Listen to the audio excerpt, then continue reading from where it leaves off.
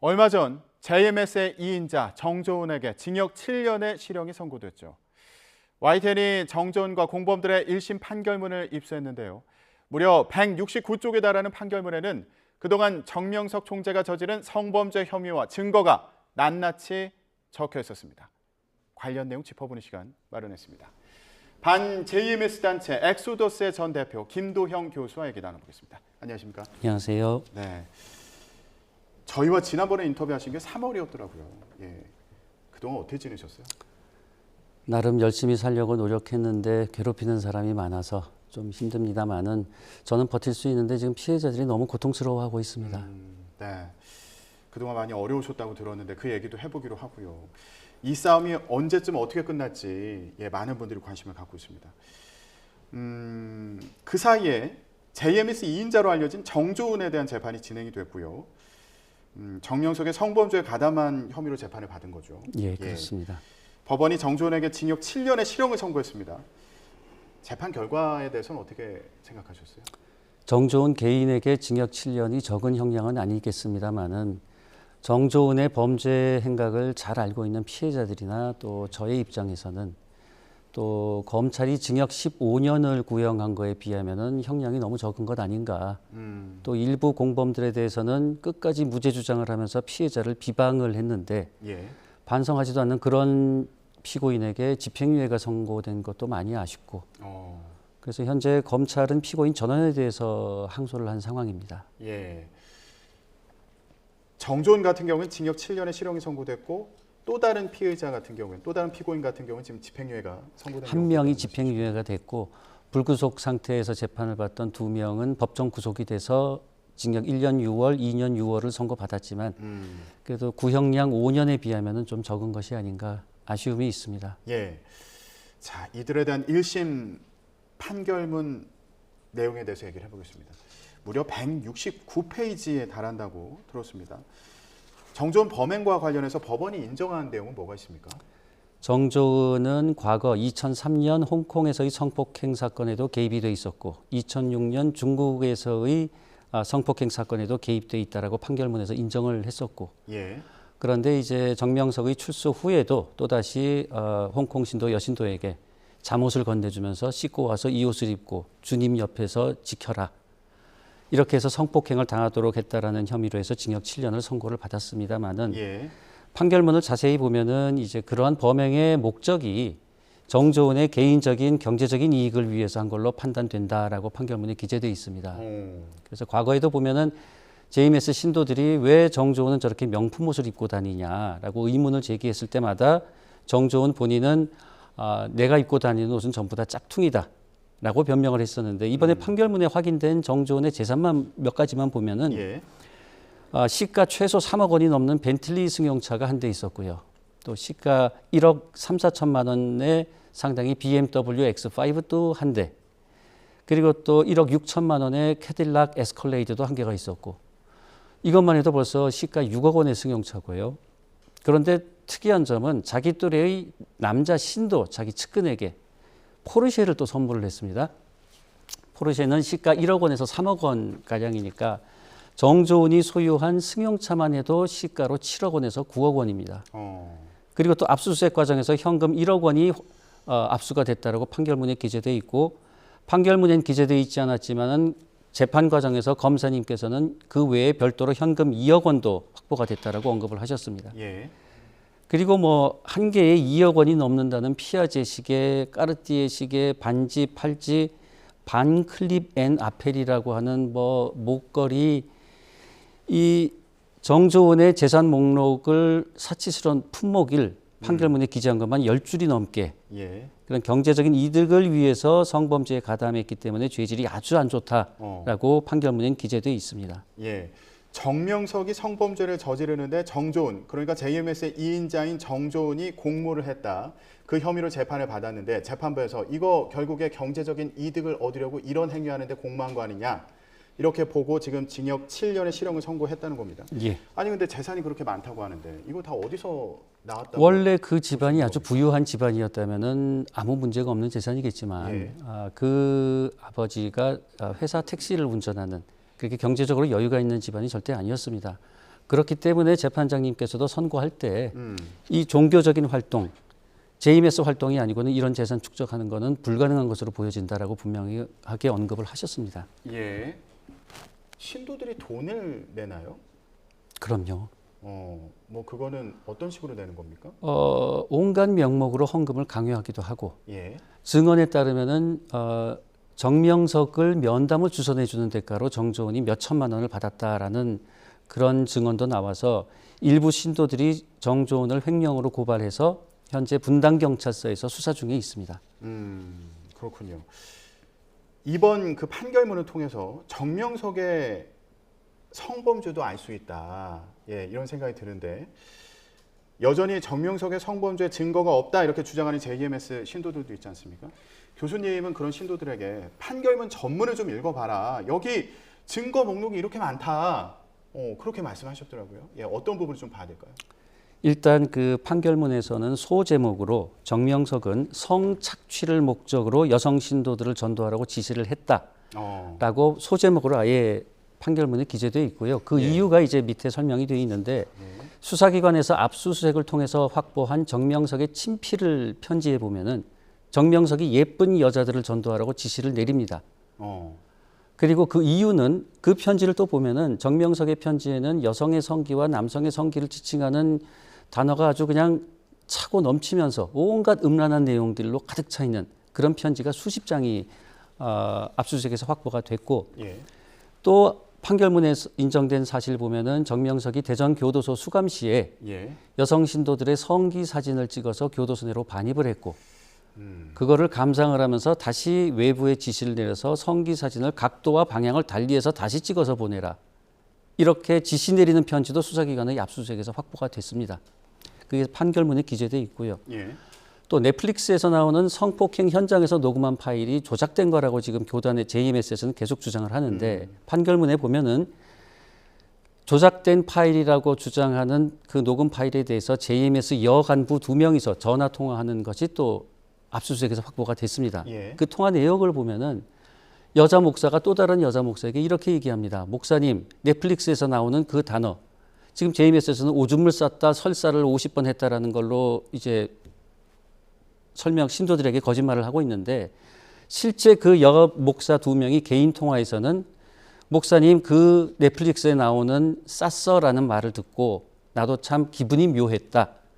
선생님이 나한테도 쌌어라는 말을 자주 했는데 그 말을 다른 사람 입을 통해서 듣는다는 건 굉장히 힘든 일이에요, 목사님. 이렇게 말을 하는 게 압수수색에서 확보가 됐고요.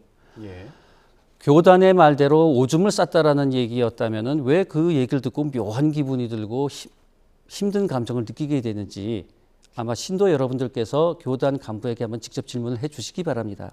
그러니까 성적인 의미가 담긴 표현이다 이런 그렇죠. 겉으로는 조작된 파일이라고 그러지만은 내부적으로는 이미 다 인정하고 있는 거죠. 본인들도 그런 얘기를 들었다라고 말을 하고 있으니까. 그러니까 그 녹음 파일 자체가 성행위를 하면서 나온 맞습니다. 발언이 맞다라는 취지의 증거들이 확보됐다는 말씀이시죠? 그렇습니다. 그리고 또 압수된 자료를 보면은 탈퇴 여신도를 협박을 하는 게 나옵니다. 탈퇴 여신도를 찾아가서 너 그러다가 칼 맞을 수 있고 염산 테러를 당할 수 있다. 그러니 조용히 입 다물고 살아라. 라고 조용히 겁을 주고 왔습니다라고 보고하는 이 보고서가 또 확보가 돼 있습니다. 그래서 탈퇴 여신도를 향해서 칼 맞는다, 염산 테러 당한다, 조심해라. 이런 협박을 했다라는 것도 판결문에 기재돼 있고 그다음에 뭐 증거인멸을 지시한 것, 교단 간부들이 또 거짓 진술을 교육을 시켜서 하도록 한 것 그리고 또 2년 전에 어떤 또 다른 외국인 여성이 정명석을 고소를 했는데 그 고소를 막기 위해서 총력을 기울이는 그런 보고서도 전부 압수수색에서 확보가 돼서 판결문에 기재가 돼 있었고요. 작년 3월에 정명석을 고소한 홍콩 피해자의 고소를 막기 위해서 미행을 하고 온갖 시도를 하는 것도 보고서에 전부 다 기재되어 있습니다. 그리고 또 통화 내용, 음성 내용을 압수된 걸 보면은 그 사람들은 지금도 넷플릭스에서 방영된 녹음 파일이 조작이라고 하지만 그들 사이에서는 피해자가 전부 녹음을 했다. 큰일이다. 대응 방법이 없다. 그 녹음 파일만 없으면 어떻게 해서든 표현 그대로 하자면 어떻게든 미친년으로 몰아가야 할 수 있는데 그 녹음 파일 때문에 방법이 없다. 그게 지금 적혀 있는 표현은 그대로 판결문 말씀하신 거예요? 그대로입니다. 예. 미친년으로 어떻게든 몰아갈 수 있는데 녹음 파일 때문에 방법이 없다. 큰일 났다. 차라리 진작에 죽었어야 되는데 이제 또 지금 죽으면 또 큰일이 난다. 고민이다. 이런 것도 전부 수사기관의 압수수색에서 확보가 돼서 판결문의 증거로 기재되어 있습니다. 예. 그러니까 거짓 내용이다라고 지금 교단에서 주장을 하고 있지만 지금 판결문의 내용을 보면 그쪽에서도 이게 사실이라는 걸 인지하고 내부적으로 있었던 거 다 인정하고 대책을 마련하고 있다는 것이 증거로 확보가 된 것이죠. 예. 자, 미성년자 피해가 있었다. 이 내용도 지금 판결문을 통해서 확인이 되는 겁니까? 돼 있습니다. 2명의 피해자가 기재돼 있습니다. 어떤 내용입니까? 한 명은 이제 18세 미만 시절에 정명석이 미성년자를 눕힌 채로 신체를 만졌다라는 게 판결문에 기재돼 있고요. 또 한 명은 이것이 참 악질적인 범죄라고 저는 생각을 하는데 또 다른 미성년자를 성범죄를 저지르고 그 부모가 알게 돼서 항의를 했습니다. 예. 그 부모도 이제 JMS 신도입니다. 그랬더니 대전교도소에 수감되어 있는 정명석이가 JMS 간부에게 편지를 보냅니다. 네가 그 부모에게 가서 압박을 해라. 그렇게 해서 고소를 못하도록 만들어라. 약점이 그 부모의 이런저런 약점이 있으니까 네가 그걸 가지고 가서 약점으로 압박을 해라. 그래서 고소를 못하게 만들면은 내가 너에게 대가를 주겠다. 그러면은 너는 평생 직장 생활하지 않아도 되도록 해주겠다. 이렇게 지시하는 편지까지 확보가 돼서 압수수색에서 확보가 돼서 증거로 제출이 됐습니다. 지금 말씀하시는 내용들은 JMS의 2인자로 알려진 정조은 등 JMS 총재 정명석 성범죄 조력자들에 대한 1심 판결문에 담긴 내용을 지금 그렇습니다. 소개해 주시는 건데 이 판결문 내용을 통해서 볼 때 정명석의 성범죄와 그리고 이를 덮으려고 했던 그 주변인들의 움직임까지 다 알 수 있다. 그리고 미성년자 피해자들이 있었다는 것과 이건 역시 덮으려고 했던 그런 정황이 담겨 있다는 말씀 설명해 주셨고요. 이전에 출연하셨을 때 또 다른 피해자들의 연락을 기다리겠다고 말씀하셨거든요. 이후에 혹시 연락이 온 게 있는지 그리고 이후에 또 미성년자 피해를 주장하는 경우가 있었는지 어떻습니까? 지금 현재 정명석에게 성폭행을 당했다고 수사기관에서 진술하고 신고한 여성은 모두 합쳐서 21명입니다. 그중에 3명은 미성년자 시절에 성피해를 입었고 그중에 2명은 지금도 고등학생입니다. 그런데 이제 이번 판결문에는 그 2명을 제외하고 또 다른 피해자가 또다시 기재돼 있으니 예. 공식적으로 피해자로 확인된 사람 또는 고소를 한 사람이 미성년자가 4명으로 확인이 되는 겁니다. 그렇군요. 그렇다면 정명석 재판은 어떻게 진행되고 있나 이걸 좀 봤더니 법관 기피 신청을 했는데 이게 기각이 됐고 이거에 대해서 다시 항고를 해서 지금 성범죄 사건 심리는 중단된 상태라고 들었거든요. 재판이 좀 지지부진한 상태인 것 같습니다. 그렇습니다. 이 정명석에 관한 재판은 정명석의 성범죄에 관한 재판 그리고 공범들의 재판 2개가 진행이 되고 있었습니다. 그런데 정명석 재판에서 어느 날 검사님께서 증거를 제출하셨습니다. 그게 뭐냐면은 정명석의 변호인 중에 한 명이 한 명이 아니죠. 그 이상이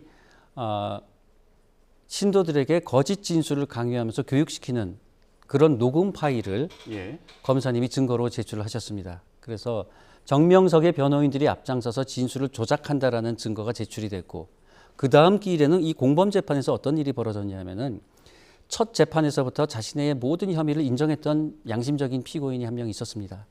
그랬더니 그 다음 재판에서부터 JMS 측에서 그 자신의 혐의를 인정한 피고인의 변호인에게 접근을 해서 이런 제안을 합니다. 우리가 증거를 만들어 줄 테니까 혐의 인정한 거 취소하고 다시 무죄 주장으로 가달라. 그래서 이 부분을 이제 그 변호사님께서 재판부에 의견서 형식으로 신고를 했죠. 그래서 재판부에서는 피고인들에게 증거 조작하지 말라는 경고를 하시게 됩니다. 이 2개의 재판이 같은 재판부이기 때문에 본인이 혐의를 인정하는데 무죄 주장해달라 증거를 대주겠다라는 건 증거를 조작해주겠다는 얘기 아닙니까? 그래서 이렇게 진술을 조작하는 게 들통이 나고 증거를 조작하는 것까지 들통이 나니까 바로 그 다음 기일에 이제 기피 신청을 한 거죠. 그래서 기피 신청을 하고는 신도들을 대거 길거리로 내몰아서 시위를 시작을 하는데 이게 사법 시스템에 대한 정면 도전이 아닌가 저는 그렇게 생각합니다. 그렇군요. 이렇게 범죄 혐의를 인정하지 않고 있는 정명석. 교수님이 보내주신 자료가 있어서 좀 보면서 얘기를 해보도록 하겠습니다. 영상 준비가 돼 있을까요? 보여주시죠.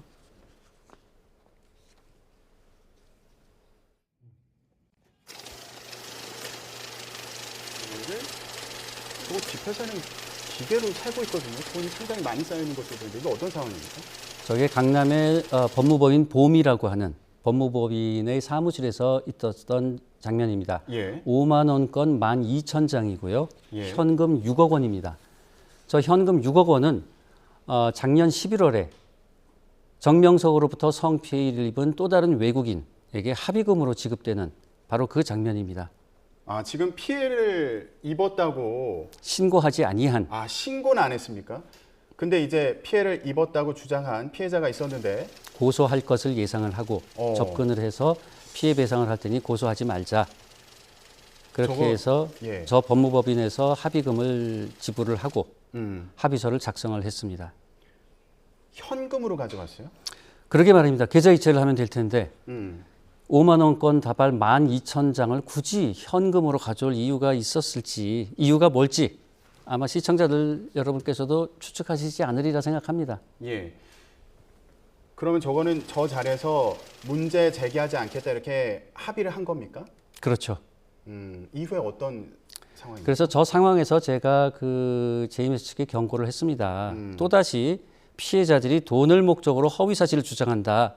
라고 피해자들을 비방하거나 예. 저를 비방하면은 저 합의 사실과 저 현금 액수, 현금을 사진을 공개하겠다.